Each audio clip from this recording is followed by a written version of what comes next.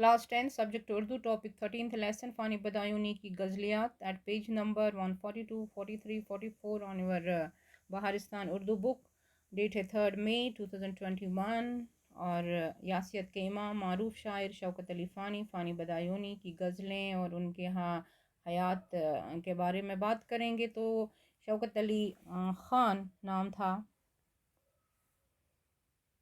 शौकत अली ख़ान, पहले शौकत बाद में फ़ानी तखल्लुस इख्तियार किया। 13 सितंबर यानी 13 सितंबर अरदशत कुनशी तस्मज़ा इस्लाम नगर ज़िला बदायूं नस्मज़ मलिस उसना मोहम्मद शुजा अली ख़ान इंस्पेक्टर पुलिस इस्तिम तो एमच गोडनिच तालीम करमस मकतबस मसल, जैसे कि आप सभी के बारे में यही पढ़ते हैं कि इब्तिदाई तालीम उन्होंने मकतब में हासिल की अरबी फ़ारसी की। तो 1897 में इंट्रेंस 10वीं क्लास का इम्तहान पास किया। तो उसके बाद बीए पास करने के बाद मुलाजमत इख्तियार की, फिर मुदर्रिस रहे, फिर डिप्टी इंस्पेक्टर मुदर्रिस रहे और उसके बाद मुलाजमत को छोड़ के कानून की यानी लॉ की तालीम LLB जिसको यहाँ करते हैं MAO कॉलेज मौजूदा मुस्लिम यूनिवर्सिटी अलीगढ़ में दाखिल हो गए। फिर यहाँ से 1908 मज़करन LLB की डिग्री। उसके बाद वो लखनऊ, आगरा, अटावा, बरेली और बदायूं में उन्होंने वकालत की फ़ानी, लेकिन वहाँ भी उससे दिलचस्पी नहीं थी, इसलिए इस पेशे में उन्हें कामयाबी नसीब न हुई। 1932 यानी 1932 में महाराजा किशन प्रसाद शाद की दावत पर दरबार से वाबस्ता रहने के साथ साथ वो हैदराबाद के मास्टर हो गए। आपकी बुक पे है। तो अगर हम आगे बढ़ेंगे, हमने यहाँ फिर ये फ़ाइल बनाई है, आगे ही बढ़ते जाएंगे। तो फ़ानी यासियत यानी उदासी के इमाम माने जाते थे। तो यासियत के इमाम माने जाते थे, उदासी के इमाम माने जाते थे।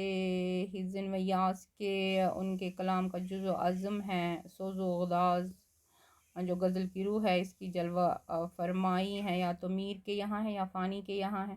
फ़र्क सिर्फ ये है कि मीर के गम में एक घुटन सी महसूस होती है और फ़ानी के गम लज़्ज़त बख्श है। ओके, तो मीर के यहाँ निशात गम का उन्सुर नुमाया है। हाँ, वो मौत का शायर ज़रूर था, मगर मौत ही उसके नज़दीक सरचश्मे हयात बन गई। आप देखेंगे जैसे मीर ने कहा है, हमने मर मर की ज़िंदगानी की। मीर दर्द ने कहा हम तो इस जीने के हाथों मर चले, और फ़ानी ने कहा ज़िंदगी नाम है मर मर के जिए जाने का। तो गोरखपुरी ने फरमाया है कि फ़ानी की शायरी को यानी फ़ानी बदायूनी की शायरी को मौत की इंजील कहा जाए तो बेजा न होगा। तो गमे इश्क गमे रोज़गार ने मिलकर दिल को आतिश खुदा बना दिया। यही आग के शोले ज़बान शार से निकले हैं। उनकी शायरी का उन्सुर गालिब गम अंदो है, लेकिन ये गम रिवायत नहीं सदाकत है। तो वफ़ात कब पाई? 12 अगस्त 1941। इंतकाल के वक्त उनकी उम्र 62 बरस की थी यानी 62। तो ये आप देखेंगे, आप you will go through this PDF file. और यहाँ है फिर उर्दू शायरी के साथ फ़ानी को अंग्रेज़ी अदब से गहरा शगुफ़ था। उन्होंने शेक्सपियर और मिल्टन की तख्लीक़ात का उर्दू तर्जमा भी किया। फ़ानी के मजमूए कलाम बाक़ियात फ़ानी, कुलियात फ़ानी, इंतखाब फ़ानी बहुत मशहूर हुए। उनके मज़ामीन फ़ानी की नादिर तहरीरी के अनवान से शाया हुई। तो यासियात का इमाम उनको कहा जाता था, या बेवा क़ाम यूसुफ़ ख़ां। तो उनकी जो है 4 मजमूए शाया हो चुके हैं। क्या क्या है? एक तो है दीवानी फ़ानी 1921 में, बाक़ियात फ़ानी 1926 में, इरफ़ानियात फ़ानी 1939 में और वजदानियात फ़ानी 1940 में। इसके अलावा फ़ानी की नादिर तहरीरों में नक्श फ़ानी, अरमगानी फ़ानी, इंतखाब फ़ानी, बयाज़ फ़ानी मशहूर हैं। फ़ानी की नसरी तहरीरों में शार व शायरी और मवाज़ना नज़्म व गज़ल को भी इनफ़रादी हैसियत हासिल है। तो आगे बढ़ते हुए इनकी ये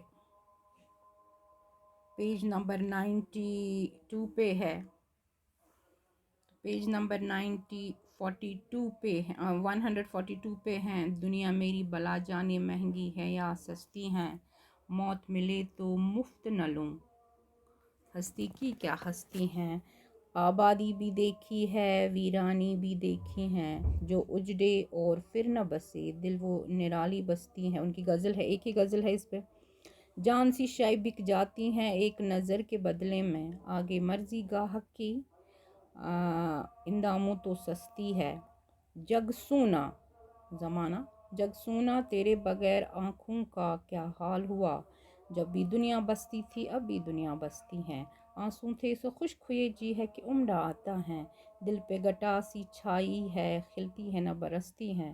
دل کا اجڑنا سہل سہی بسنا سہل نہیں ظالم، بستی بسنا خیل نہیں بستے بستے بستی ہے۔ فانی جس میں آنسوں کیا دل کے لہو کا کال نہ تھا، ہائے وہ آنکھ اب پانی کی دو بوندوں کو ترستی ہیں۔ بس یہی ایک غزل ہے فانی بدایونی کی، 142 پیج پہ ہیں یہ، اور اس کی میں نے یہاں تشریح کی ہے۔ یہ فانی اس مطلب آپ کو پتہ ہے، پہلے جو پہلا شعر ہے غزل کا تو اس کو مطلع کہتے ہیں، اور جو لاسٹ کا ہے اس کو مقطع کہتے ہیں۔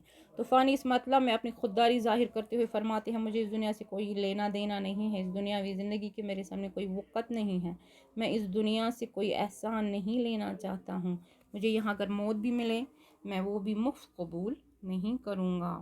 ایک اور تشریح ہے، اسی ہستی زندگی ہے، ہستی کی میننگ زندگی ہے۔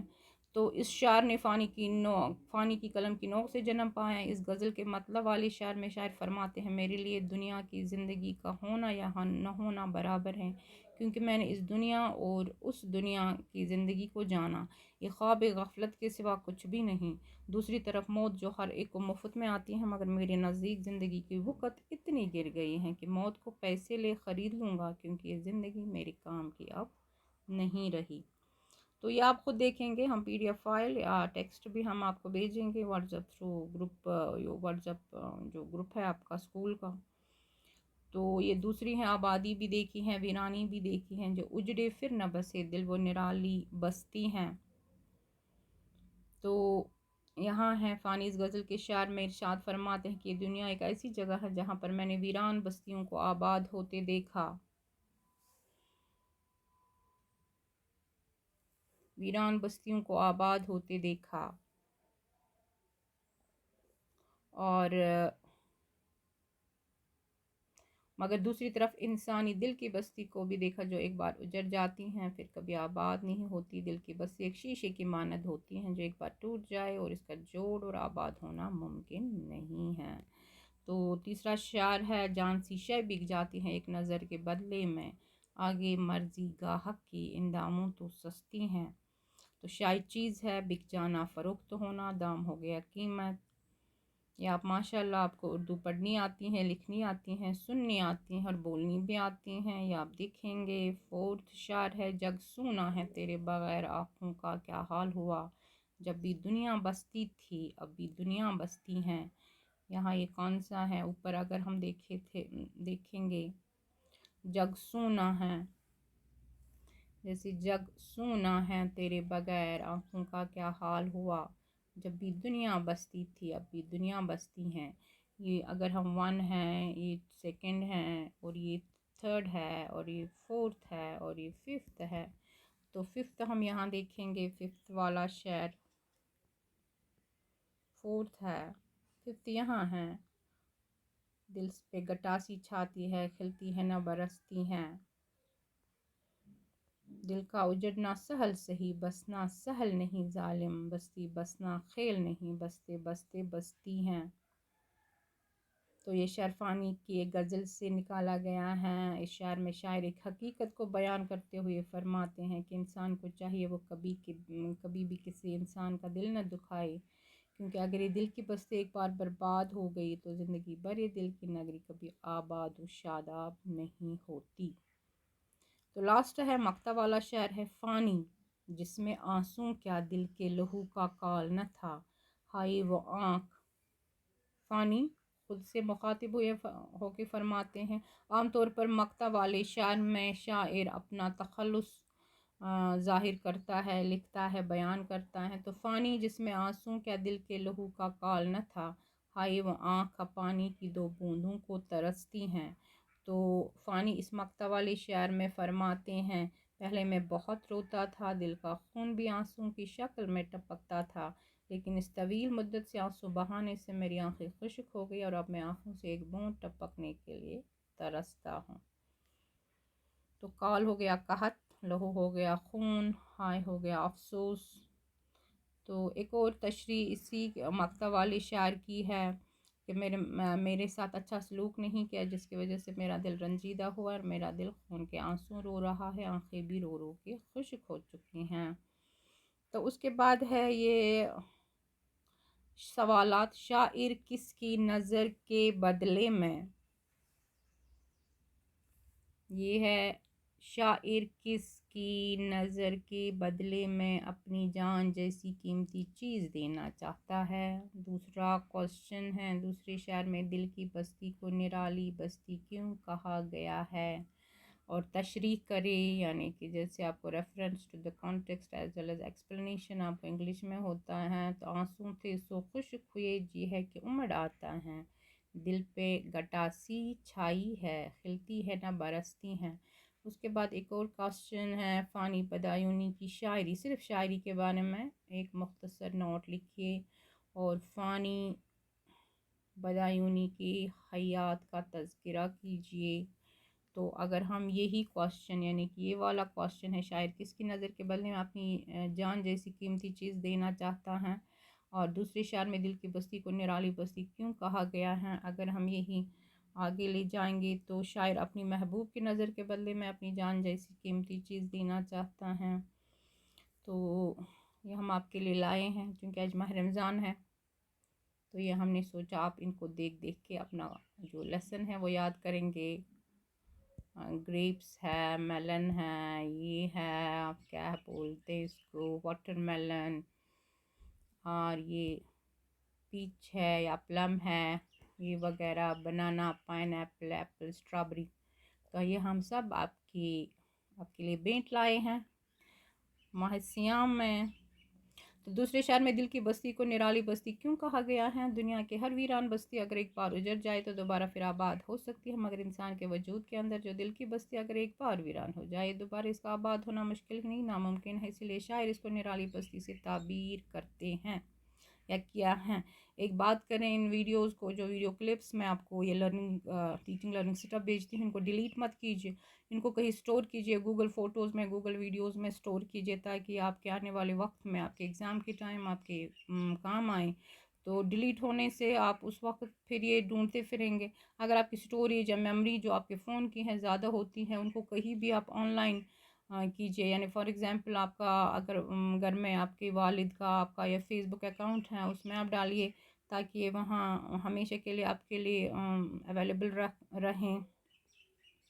اس کے بعد ہے تشریح کیجیے، آنسوں تھے سو خشک ہوئے، جی ہے کیوں مڑ آتا ہے، دل پہ گٹاسی چھائی ہے، کھلتی ہے نہ برستی، یہ اوپر بھی ہے یہاں بھی ہے۔ اس کے بعد ہے فانی بدایونی کی شاعری کے بارے میں ایک مختصر نوٹ لکھیے، اس کو شاعری کا بچپن شوقی سے تھا، والد شاعری کے خلاف تھے، چھپ کر شاعری کرتے تھے، اس لیے کلام ضائع ہو گیا۔ تو یہ اوپر بھی آپ دیکھیں گے۔ فانی بدایونی کی حیات کا تذکرہ کیجیے، یعنی لائف سکیچ، جو فانی بدایونی کی بنیادی نام شوکت علی خان تھا، والد کا نام شجاعت علی تھا، پہلے شوکت بعد میں فانی تخلص اختیار کیا، پیدائش 13 سپٹمبر 1779 میں اسلام نگر ضلع بدایوں میں ہوئی۔ تو اس کے بعد یہ ہے، دیکھو اس کی فوٹوگراف میں نے یہاں ڈالی ہے، شوکت علی خان فانی بدایونی، تو اسے آپ کو پتہ چلے گا کیسا تھا، ٹوپی لگا کے تھا۔ فانی ہم تو جیتے جی وہ میت ہیں بے گور و کفن، غربت جس کو راس نہ آئی اور وہ وطن بھی چھوٹ گیا۔ آپ کے لیے بہت سارا سیکھا میں نے، یہ ٹیب پہ کیا کیا کرتے ہیں مجھے پہلے پتہ نہیں تھا، تو آپ کو اچھی طرح ذہن نشین کرانے کے لیے۔ تو LLB کی ڈگری حاصل کی، کچھ عرصے تک وکالت کا پیشہ اپنایا، جلد اس پیشے سے کنارہ کشی اختیار کی، اس کے بعد ایک ماہنامہ نسیم جاری کیا، مگر 2 سال کے بعد یہ بند کرنا پڑا۔